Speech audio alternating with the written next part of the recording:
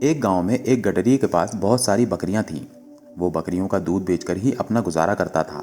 एक दिन उसके गांव में बहुत से महात्मा आकर यज्ञ कर रहे थे और वो वृक्ष के पत्तों पर चंदन से कृष्ण कृष्ण का नाम लिखकर पूजा कर रहे थे। वो जगह गांव से बाहर थी। वो गडरिया बकरियों को वहीं रोज घास चराने जाता था।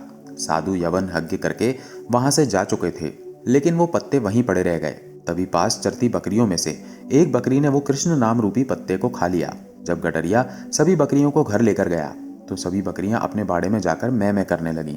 लेकिन वो बकरी जिसने कृष्ण नाम को अपने अंदर ले लिया था, वो मैं की जगह कृष्ण कृष्ण करने लगी, क्योंकि जिसके अंदर कृष्ण वास करने लगे उसका मैं यानी अहम तो अपने आप ही दूर हो जाता है। जब सब बकरियां उसको कृष्ण कृष्ण कहते सुनती तो वो कहती कि ये क्या कह रही हो, अपनी भाषा छोड़कर ये क्या बोले जा रही हो, मैं बोलो। तो वो कहती, कृष्ण नाम रूपी पत्ता मेरे अंदर चला गया, मेरा तो मैं भी चला गया। सभी बकरियां उसको अपनी भाषा में बहुत समझाती, परंतु वो टस से मस ना हुई और कृष्ण कृष्ण रटती रही। सभी बकरियों ने यह निर्णय किया कि इसको अपनी टोली से बाहर ही कर देते हैं। वो सब उसको सींग और धक्के मारकर बाड़े से बाहर निकाल देती हैं। सुबह जब मालिक आता है तो उसको बाड़े से बाहर देखता है। वो उसको पकड़कर फिर अंदर कर देता है, परंतु बकरियां उसको फिर सींग मार मार कर बाहर कर देती हैं। मालिक को कुछ समझ नहीं आता, ये सब इसकी दुश्मन क्यों हो गई हैं। मालिक सोचता है कि जरूर इसको कोई बीमारी होगी जो सब बकरियां इसको अपने पास भी नहीं आने दे रही। कहीं ऐसा ना हो कि एक बकरी के कारण सभी बीमार पड़ जाएं। वो रात को उस बकरी को जंगल में छोड़ देता है। सुबह जब जंगल में अकेली खड़ी बकरी को एक व्यक्ति जो कि चोर होता है देखता है तो वो उस बकरी को लेकर जल्दी से भाग जाता है और दूर गांव जाकर उसे एक किसान को बेच देता है। किसान जो कि बहुत ही भोला भाला और भला मानस होता है, उसको कोई फर्क नहीं पड़ता कि बकरी मैं कर रही है या कृष्ण कृष्ण। वो बकरी सारा दिन कृष्ण कृष्ण जपती रहती। अब वो किसान उस बकरी का दूध बेचकर अपना गुजारा करता है। कृष्ण नाम के प्रभाव से बकरी बहुत ही ज्यादा और मीठा दूध देती है। दूर दूर से लोग उसका दूध उस किसान से लेने आते हैं। किसान जो कि बहुत ही गरीब था, बकरी के आने और उसके दूध की बिक्री होने से उसके घर की दशा अब सुधरने लगी। एक दिन राजा के मंत्री और कुछ सैनिक उस गांव से होकर गुजर रहे थे। उनको बहुत भूख लगी थी। तभी उन्हें किसान का घर दिखाई दिया। किसान ने उनको बकरी का दूध पिलाया। इतना मीठा और अच्छा दूध पीकर मंत्री और सैनिक बहुत खुश हुए। उन्होंने किसान से कहा कि हमने इससे पहले ऐसा दूध कभी नहीं पिया। किसान ने कहा, ये तो इस बकरी का दूध है जो सारा दिन कृष्ण कृष्ण करती रहती है। मंत्री उस बकरी को कृष्ण नाम जपते देखकर हैरान हो गया।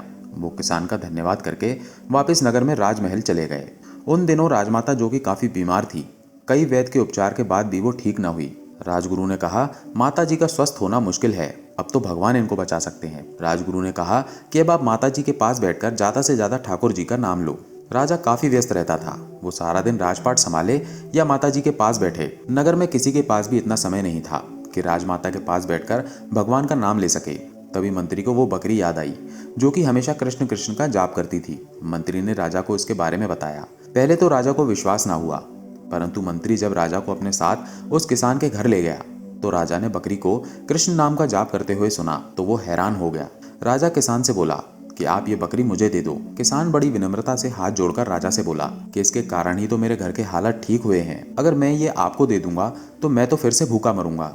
राजा ने कहा कि आप फिक्र ना करो, मैं आपको इतना धन दे दूंगा कि आपकी गरीबी दूर हो जाएगी। किसान ने खुशी खुशी बकरी को राजा को दे दिया। वो बकरी राजमहल में राजमाता के पास बैठकर निरंतर कृष्ण कृष्ण का जाप करती। कृष्ण नाम के कानों में पड़ने से और बकरी का मीठा और स्वच्छ दूध पीने से राजमाता की सेहत में सुधार होने लगा और वो धीरे धीरे बिल्कुल ठीक हो गई। तब से बकरी राजमहल में राजा के पास ही रहने लगी। उसकी संगत से पूरा राजमहल कृष्ण कृष्ण का जाप करने लगा। अब पूरे राजमहल और नगर में कृष्ण रूपी माहौल हो गया। यदि एक बकरी जो कि एक पशु है, कृष्ण नाम के प्रभाव से उसकी मैं खत्म हो गई और वो सीधे राजमहल पहुंच गई, तो क्या हम इंसान निरंतर कृष्ण का जाप करने से हम भव से पार नहीं हो जाएंगे। जय श्री कृष्णा।